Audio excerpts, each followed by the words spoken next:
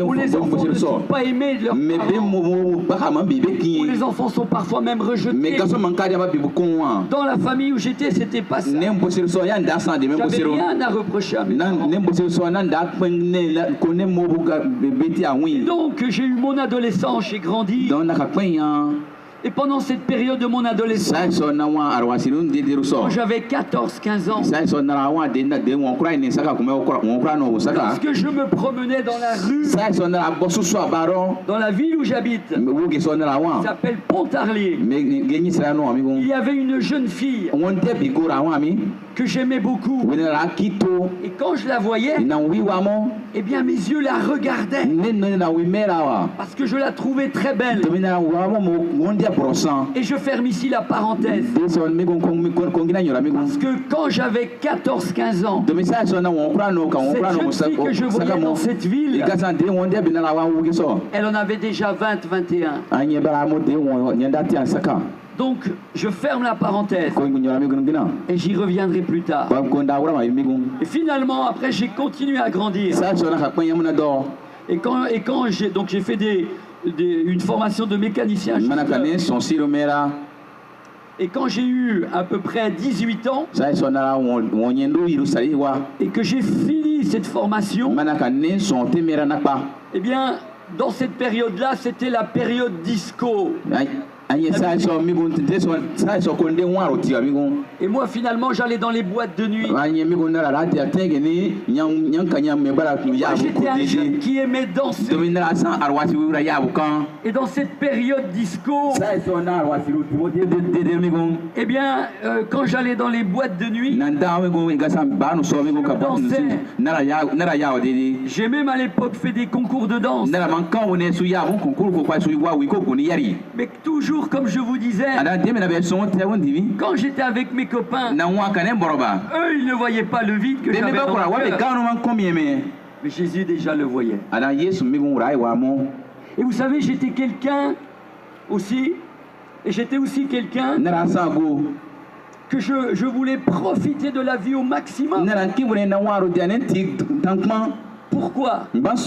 Parce que j'avais peur de la mort. J'étais un jeune qui avait peur de la mort. Ça, je ne le disais pas à mes amis. Et je voulais profiter de la vie au maximum. Et c'est ce que je faisais. Quand j'allais dans ces boîtes de nuit, alors je dansais. J'étais avec mes copains, mes copines. Mais vous savez une chose, lorsque je rentrais à la maison et que je me retrouvais face à moi-même dans ma chambre, j'étais face à ce vide que eux ne pouvaient pas combler et que personne ne pouvait combler.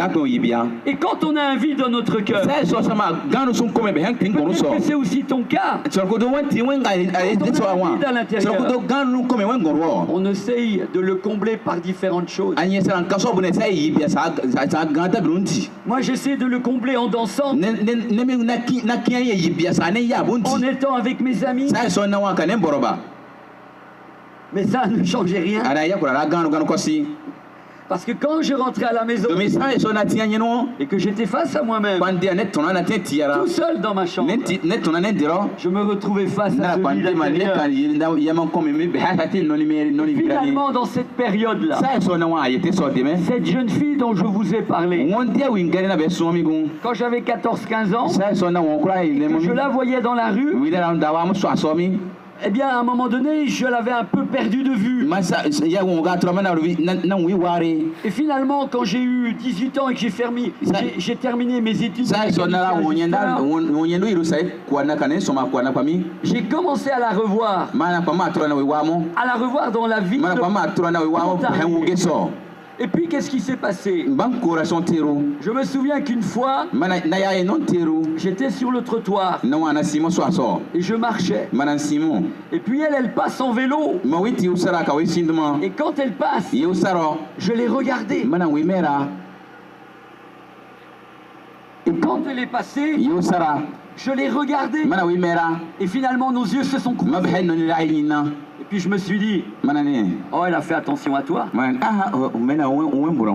Et puis très vite, il y a quelque chose qui te dit, laisse tomber, c'est pas pour toi. Et puis une autre fois, j'étais dans un café, un pub. Et puis j'étais avec une copine. Et j'étais en train de boire quelque chose avec elle. Et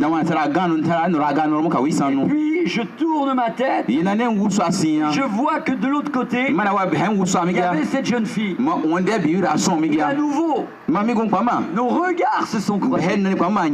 Et là encore, je me suis dit, mais il y a quelque chose qui se passe là. Et puis finalement, il y a cette voix qui me dit, mais laisse tomber, c'est pas pour toi.